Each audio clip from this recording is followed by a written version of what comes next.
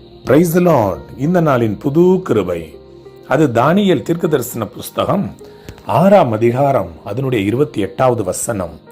தரியுவின் ராஜ்யபார காலத்திலும் பெர்சியனாகிய கோரேசினுடைய ராஜ்யபார காலத்திலும் தானியேலின் காரியம் ஜெயமாய் இருந்தது.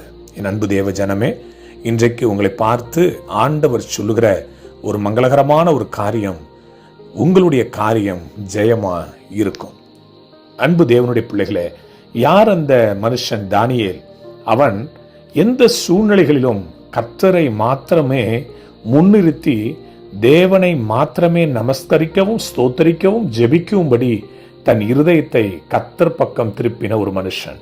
நீங்க இந்த தானியேல் 6ஆம் அதிகாரத்தில் படித்தீர்களேயானால், அவனுடைய தேவனை பற்றிய விஷயத்தில் மாத்திரமே அவனை குற்றஞ்சாட்ட முடியும் என்று சொல்லி ராஜாக்களிடம் போய், அந்த ராஜாவினிடம் போய் சொல்லுகிறார்கள், உம்மை தவிர 30 நாள் வரை இந்த தானியேல் என்கிற இந்த மனிதன் வேறு யாரையும் வணங்கக்கூடாது, நமஸ்கரிக்க கூடாது என்று ஒரு கட்டளை பிறப்பிக்க வேண்டும் என்று அங்கே சொல்லுகிறார்கள். என் அன்பு தேவ ஜனமே, அதே போல கட்டளையும் பிறக்கிறது. ஆனால் தானியேல் அந்த பத்திரத்திற்கு கையெழுத்து வைக்கப்பட்டது என்று அறிந்திருந்த போதிலும் தான் முன்பு செய்து வந்தபடியே அவன் தன்னுடைய தேவனாகிய கர்த்தரை நோக்கி விண்ணப்பம் பண்ணினான், ஸ்தோத்திரம் பண்ணினான், ஜெபித்தான். எனவே ராஜாவுக்கு கோபம் வந்து அந்த சிங்க கபியிலே போடுகிறான். என் அன்பு தேவ ஜனமே, ஆனால் நடந்தது என்ன?